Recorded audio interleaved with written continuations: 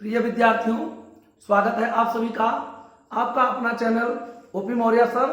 आप लोग ध्यान दें, ये द्विघात समीकरण जो है में ax² plus bx plus c बराबर 0, इस जो द्विघात समीकरण है इसमें जो है क्वेश्चन पूछता है कि मूल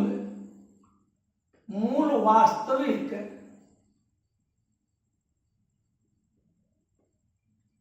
बराबर काल्पनिक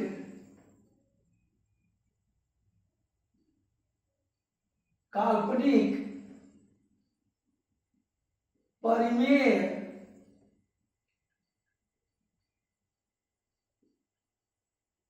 अपरिमेय कब होंगे। ठीक ना, कभी कभी क्वेश्चन देगा ax² plus bx plus c बराबर 0 में जो है जो मूल बनेंगे, मूल जो अल्फा तथा बीटा, ये मूल अल्फा तथा बीटा भी कहा जा सकता है, या यक्स के दो मान होते हैं, यक्स के दो मान होते हैं। ठीक ना, यक्स के दो मान होते हैं, उन्हीं मानों को शून्यक भी कहते हैं। तो दो मान होते हैं, उनको हम अल्फा तथा बीटा भी कह सकते हैं। उन्हें जो वो अल्फा तथा बीटा मूल हैं वह कब वास्तविक होंगे, कब बराबर होंगे, कब काल्पनिक होंगे, कब अपरिमेय होंगे, कब परिमेय होंगे, ये कब होंगे। तो इसके लिए ये दशाएं होती हैं, इसमें क्या होती हैं, दशाएं होती हैं कि कब कैसा ये समीकरण का जो दशा होगी ये कैसा होगा। ठीक ना, इसकी प्रकृति कैसी होगी, ये कैसे जानकारी हम करेंगे। तो हम इससे क्या करते हैं, इसके लिए हम यहां पर जैसे ax² plus bx plus c है, तो इसमें a b c के मान के आधार पर जानकारी करते हैं। ठीक ना, इसमें जो पहली दशा होती है जैसे दिया हुआ, यदि b² माइनस 4ac बराबर 0 हो या b² बराबर 4ac हो, तो मूल वास्तविक और बराबर होंगे। ठीक ना, यदि b² माइनस 4ac बराबर 0 हो या b² माइनस 4ac हो, तो मूल क्या है, वास्तविक और बराबर होंगे। a b c इस तरह का जो समीकरण दिया जाएगा, जैसे मान लो 3x² और प्लस 5x माइनस 9 बराबर 0 हो, इस टाइप का क्वेश्चन हो तो कहेंगे कि इसके मूल वास्तविक होंगे या जो है बराबर होंगे कि काल्पनिक होंगे, कैसे होंगे। यदि पूछेगा तो अगर ये पहली दफा पूछेगा कि कब वास्तविक और बराबर होंगे, तो हमको यहाँ से a b c का मान निकाल लेना होगा और यहाँ पर देख लेना होगा b² माइनस 4ac बराबर 0 हो या b² बराबर 4ac हो तो मूल वास्तविक और बराबर होंगे। ये पहली दशा है। क्या है, पहली दशा है। दूसरी दशा ये होती है कि अगर b² जो है b² बड़ा हो, b² क्या हो, बड़ा हो 4ac, b² बड़ा हो 4ac या क्या हो b² माइनस 4ac धनात्मक हो, धनात्मक कैसा हो, धनात्मक हो, तो यदि b²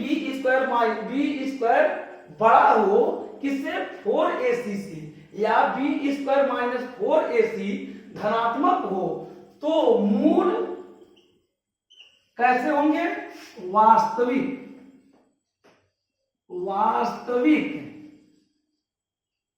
और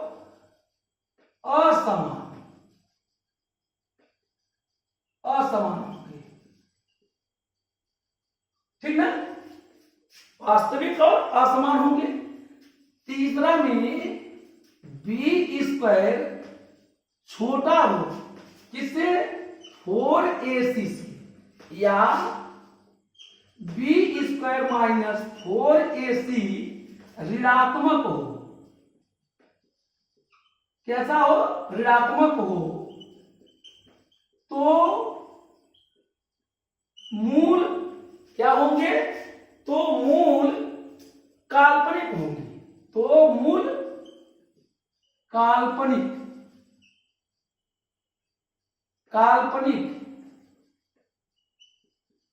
होंगे। ठीक ना? क्या होंगे? काल्पनिक होंगे।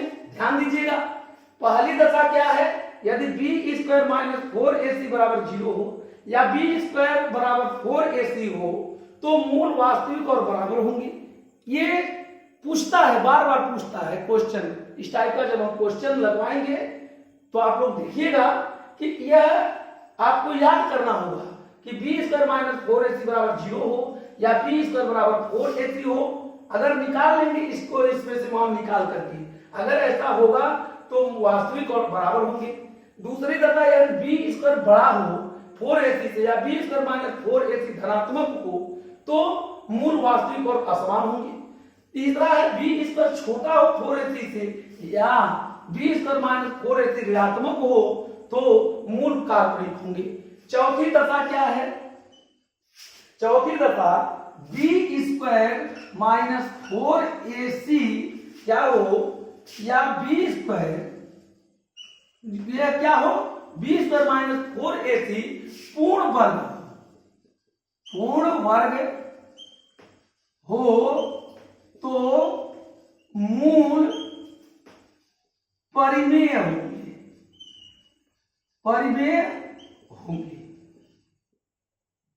होंगे। और इसी में क्या है? अगर इसी में ये चौथे का ए हो जाएगा, चौथे का ए दशा हो जाएगा, बी दशा क्या हो जाएगा? बी स्क्वायर माइनस 4ac पूर्ण वर्ग न हो तो मूल अपरिमेय होंगे। ठीक है? बी स्क्वायर माइनस 4ac पूर्ण वर्ग हो तो मूल परिमेय होंगे। अगर बी स्क्वायर माइनस 4ac पूर्ण वर्ग न हो तो मूल अपरिमेय होंगे।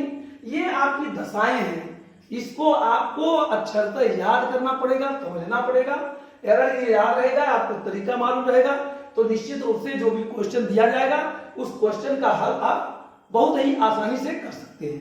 ठीक ना? आप लोगों को ये समझ में आया हो और ये वीडियो आपको अच्छा लग रहा हो तो आप लोग लाइक करें, सब्सक्राइब करें। धन्यवाद।